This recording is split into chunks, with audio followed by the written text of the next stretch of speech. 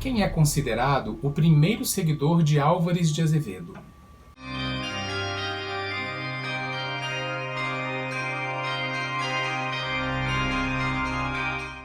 Ele era fã e amigo de Álvares de Azevedo, tanto é que, após a morte de Maneco, como Azevedo era apelidado pelos seus companheiros, resolveu escrever como ele. Daí nasceu A Confissão do Moribundo, conto publicado em 1856, inspirado em Noite na Taverna. A história saiu pela primeira vez na edição número 4 do jornal Guaianá e foi finalizada em 3 edições. O escritor de hoje é bem pouco conhecido, até porque teve uma vida muito breve e deixou poucos textos. Lindorf Ernesto Ferreira França morreu tão jovem quanto o colega que tanto admirava. Foi seus 22 anos. Era o ano de 1858 e não deixou nenhum livro publicado. Somente em 1863 é que seria editado o seu Sempre Vivas, uma coletânea de poemas. Lindorf é considerado o primeiro seguidor de Álvares de Azevedo na Academia de São Paulo. Aqueles meados do século XIX tiveram seus anos loucos, em que o romantismo paulistano seria demarcado pelo chamado periodismo acadêmico. Os jovens estudantes criavam seus próprios jornais, gazetas, revistas e se agremiavam em sociedades e associações. Em seus curtos anos, Lindorf foi professor de latim e francês para crianças e chegava a fazer anúncios de seus serviços em jornais. No jornal Guaianá, Lindorf também teve poemas publicados, como A Perjura e a Maldição do Vart. Porém, seu conto A Confissão do Moribundo tem lugar na literatura fantástica brasileira do século XIX e faz eco a outro conto, A Confissão de um Suicida, de seu contemporâneo Leonel de Alencar, editado em outro jornal estudantil, O Acaiaba. A Confissão de um Moribundo trata de um velho à beira da morte que, vivendo em uma caverna, em local apartado da sociedade paulistana, resolve revelar seu passado a um padre que o escuta. É uma noite de tempestade e, mais uma vez, as condições meteorológicas se mostram como um dos elementos mais típicos da aclimatação gótica. Era por uma dessas noites frias e chuvosas, tão raras no ameno clima da cidade de São Paulo. O vendaval roncava por sobre a ramagem escurenta dos bosques, como a pantera enraivecida, faminta de sangue. Amiudados relâmpagos cruzavam-se no páramo dos ares, bordando no véu lúrido da noite esse recortado de fogo que parece uma praga do inferno contra a natureza. E as asas ignívomas do trovão, roçando pela esfera, lascavam os carvalhos seculares das selvas, sumindo-se nas entranhas dos abismos. A linguagem é rebuscada e erudita. Muitas vezes o leitor se depara com parágrafos inteiros, cheios de adjetivações pomposas e ilustradas que tendem ao preciosismo literário, para só então conseguir retomar o fio narrativo e acompanhar as ações que se desenrolam. Lindorf França coloca o frio e a chuva como incomuns ao clima ameno da cidade de São Paulo, o que se contrapõe a outros escritores românticos que justamente se aproveitavam dos ares sombrios, tristonhos e nebulosos da provinciana capital para darem o tom fantástico às suas histórias. Só como curiosidade, no primeiro censo nacional realizado em 1872, São Paulo tinha apenas 31.385 habitantes, portanto, uma cidade de porte mediano a pequeno. E pensemos que o conto foi publicado em 1856. Portanto, São Paulo deveria ser menor ainda. De onde, provavelmente, o tédio que os estudantes da faculdade do Largo de São Francisco sentiam na pacata vida da Terra da Garoa. O conto traz as peripécias de um personagem arrependido, ainda que devasso e criminoso. Ao narrar a própria história, ele se mostra como um homem que se metia em enrascadas por conta de seus amores.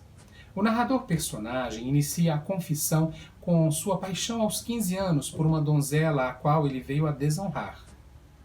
Perdi-a e atirei-a às lupercais do mundo, e ela, que era tão casta, como a flor sublucana, desmaiou ao raio ardente do sol da miséria e prostituiu-se malgrado meu. Um dia, entrei por acaso em um cemitério. No meio da igreja se levantava um modesto catafalco. Perguntei quem havia morrido. Já adivinhastes, meu padre? Era ela. Era a flor da madrugada que havia murchado na aridez de um hospital e mendigado a mortalha com que se lhe cobrisse os restos angélicos. Deprimido, o jovem resolve se mudar para Veneza.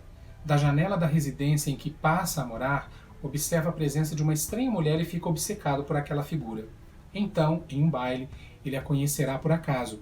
A jovem, por nome Damietta, é levada por ele a um terraço e os dois começam a conversar. Porém, o marido dela flagra aquele flerte e, tempos depois, decide desterrá-la a fim de não passar vergonha social com a esposa. O narrador acaba por descobrir tal intenção pela própria boca da tristonha Damietta, e na fatídica noite em que ela e o marido partem da cidade em uma gôndola, o protagonista, de um ímpeto, pula nas águas do canal, sobe na embarcação e assassina o marido. A jovem desmaia e o gondoleiro recebe uma boa soma em ouro para não contar nada à justiça. Porém, ao contrário do que o narrador pensava, a mulher passa a odiá-lo. Tempos depois, ele ruma para Paris, cidade da moda, na qual artistas e boêmios se refugiavam, e lá ele conheceu uma pálida donzela de olhos negros e cabelos cor de noite, chamada Júlia. E é bom lembrar que a mulher idealizada no romantismo, sobretudo em sua vertente gótica, era sempre muito alva, uma figura praticamente fantasmagórica. Em Paris, o narrador ainda viverá novas farras, as quais descreve ao padre que pacientemente o escuta naquela furna fria e úmida em questão. Procurei os jogos, saciei-me nos beijos lascivos das mulheres perdidas, atirei-me às lupercais do vício e ao vinho das orgias, porém, ainda assim o meu amor não desmaiou. Nesses momentos de perdição, em que o homem desce dos degraus de seu nascimento às tábuas enlameadas do alcouce da mulher, que mercadeja o corpo a troco de ouro, uma estrela refugia-me sempre no horizonte da vida, o amor. O protagonista e Júlia começam a se encontrar durante a noite em um pavilhão solitário. Numa dessas noites, justo quando retornava com seus companheiros de orgia, ele resolve visitar a amada e a encontra adormecida no pedestal de uma coluna de mármore. Então, o personagem tem um impulso cleptomaníaco, não resiste a retirar todas as joias da amante. De repente ela acorda, grita por socorro sem reconhecê-lo e ele foge. No caminho da fuga, um homem percebe o que acontecia e decide impedir o ladrão. O fugitivo, entretanto, o apunhala e o mata. Tratava-se do pai de Júlia. Tempos depois, inconformada com a tragédia, ela enlouquece e se mata jogando-se no rio Sena. Assustado com as consequências de seus atos e impulsos, o protagonista foge para Nápoles. Lá, conhece outra mulher que o arrebata e então decide viajar para se divertir no Carnaval de Roma e evitar mais desgraças. Porém, eis que sua amada napolitana lhe aparece em um baile de máscaras. E essa outra jovem também teve um desfecho funesto. 3 anos depois, o narrador retornará a São Paulo, decidido a ter uma vida regrada e sem exageros. Busca a solidão campestre, porém, em suas andanças, encontra outra moça, Zulmira, e dessa vez proveniente de uma origem humilde, a quem ele se dirige da seguinte maneira: parece até que a natureza se associava comigo aos crimes e procurava, com seu manto de trevas e tufões, homiziar-me das masmorras da justiça. Quem és, fada misteriosa destes campos, ou anjo que te desterraste do paraíso? Quem és tu, tão em verde dos anos e já arremessada aos furacões do mundo? E ele se apaixona fulminantemente, como sempre, e como sempre se precipita. 8 dias depois, em que pela vez primeira vi esta mulher, era ela minha esposa perante o céu e o mundo, perante a religião e a natureza. Entretanto, desgostoso, ele descobre que se tratava de uma prostituta. Certa noite, quando voltava para casa inadvertidamente, surpreendeu-a dormindo com um amante. Arrombei a porta. Entrei com a mão agarrada ao cabo do punhal e resoluto a varar o primeiro que me encarasse. Então, desatei-os dos braços um do outro e conduzi o mancebo para uma câmara do andar inferior, onde chumbei-o entre as paredes escuras de um cárcere, entregue a si mesmo e a seus pensamentos íntimos. Tive, porém, o cuidado de deixar-lhe um copo com água límpida e pura, a ver se lhe apagava essa sede de gozos e deleites que borbulhavam na alma. No dia seguinte, ele fez de conta que tudo estava normal e, ao anoitecer, convidou Zulmira para passear de canoa no rio Tietê. Chegamos à Ponte Grande. O Tietê caudal e marulhoso rolava suas águas por toda aquela campina, com a força da máquina impelida pelo vapor. Embarcamos em uma canoa e desaparecemos das vistas do povo, embrenhados por esses matagais cerrados que agaloam as ribanceiras deste rio.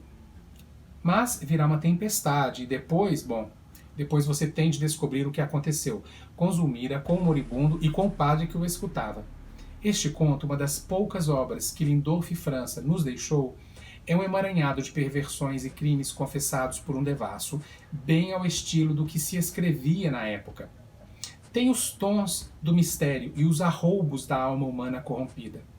Um psicopata, um serial killer, mulheres angelicais, cidades antigas do velho mundo, ou então refúgios no campo, quando a natureza falava com nostalgia e pesar. Não é, a rigor, um conto fantástico, porém a confissão de um moribundo se insere na mesma vertente de que bebeu Álvares de Azevedo e seus amigos, e deve perdurar como fragmento de uma forma de se fazer literatura que nos influencia até hoje, o gótico. Provavelmente você não conhecia Lindolf França, eu mesmo encontrei pouco material sobre ele, mas adorei ler o conto. Se você está acompanhando esta temporada de escritores brasileiros do século XIX e a literatura fantástica, pode esperar que tem mais vídeo vindo por aí. E se você pegou a temporada pelo meio do caminho, não tem problema. É só se organizar aí na playlist. Aproveita e deixa um comentário aí embaixo. Eu garanto que lhe responderei. E no próximo vídeo você vai conhecer mais um texto clássico de nossa literatura fantástica. Não vai perder, hein?